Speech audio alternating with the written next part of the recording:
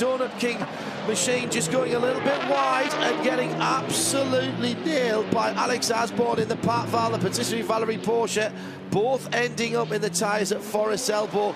Big damage to the Porsche, both the radiators and the front suspension. En af BMS-farerne er stået af ind i muren ret kraftigt den dag, og jeg tvivler på, at den der bil kommer ud og kører igen.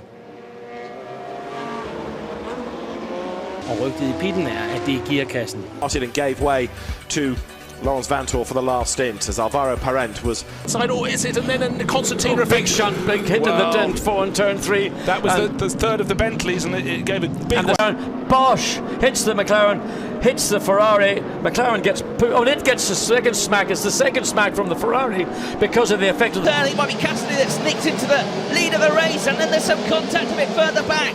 Two, but in a different order now. George Russell still behind them in third place. The wheel banging there, running out wide. That's going to be Nick Cassidy that leads the race. And I reckon Ralph Varon is going to get through to second place. Then there's contact, a wheel car up on two wheels.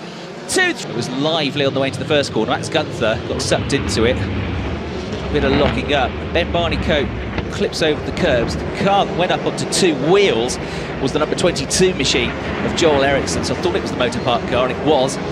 Points that you were on at the start of the race. Oh, Ralph Varon has in line, and what happened? Tyre came off. That's what caused the spin by the looks of things. Now he was back in your minimum speed in the corner. Oh, whoa! And around goes Takuma Sato back into the wall.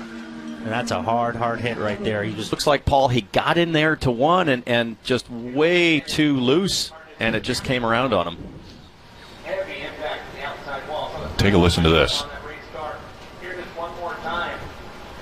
Well, we didn't have the audio, but I promise you it was a big boom. Violent. And so thankful for the safer barriers for an impact like that.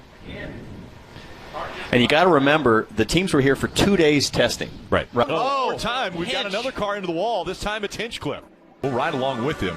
Wide open and just loses it. Right in the center of the turn. And that was not just like a gentle loose. That was just a snap gone. Absolutely no chance. No chance to correct it or try to get out of it. It just snapped and it was all over. Parts flying. Looked like they went over the fence. Trying to figure out the right amount of downforce, and once again we have another car backed into the wall. That's a hard hit. Keep it behind you. One to go. The white flag is out. They're going to crash. With a big run. They're crashing. Christopher Bell upside down.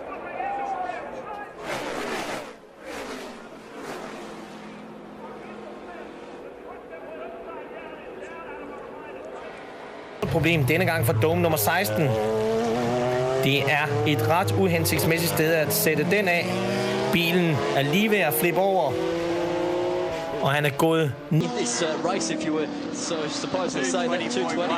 So, oh no, we've got drama down here at Griffith's Bend. One car going around and will just collect the tyres there on the left-hand side. But it's actually going to be Stephen Lacey leading.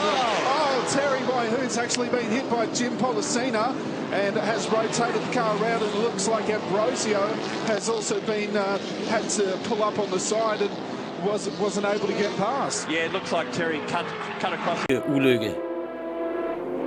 Her kan man se, han kæmper hårdt med Porschen. Han forsøger at undgå muren.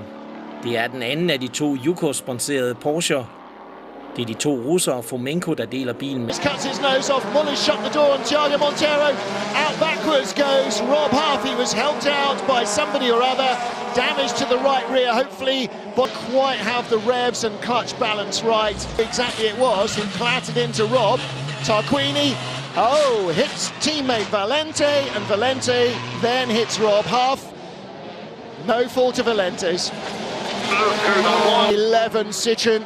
And the bright blue car of Ted Björk right behind him into Moose J. Border. Frederick Ekblom not going to finish the race.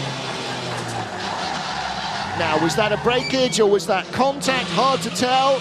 What we need to see is Tom Coronel's view of that. Picked up that one too late to see whether there was contact. Coronel had to take a... This was just last week, and you're going to see at the end of the run, basically the tire comes apart in the back of the chassis, actually breaks off, and then sends the car careening, pieces and parts flying everywhere. The engine actually ends up on the other side of the wall. You see right there, car makes that right turn, and when the parachutes came out, it actually pulled, according to Jim Oberhoff, actually pulled the rear end away from the car because the chassis was already broke by that. Performance U.S. Nationals, not just limited to the NHRA Mellow Yellow Drag Racing Series. This is Florida's Tim Tyndall in round one action of Pro Mod. Gets the car out of shape, climbs the wall, then gets shot airborne before ending in a twisted, mangled crash at the end.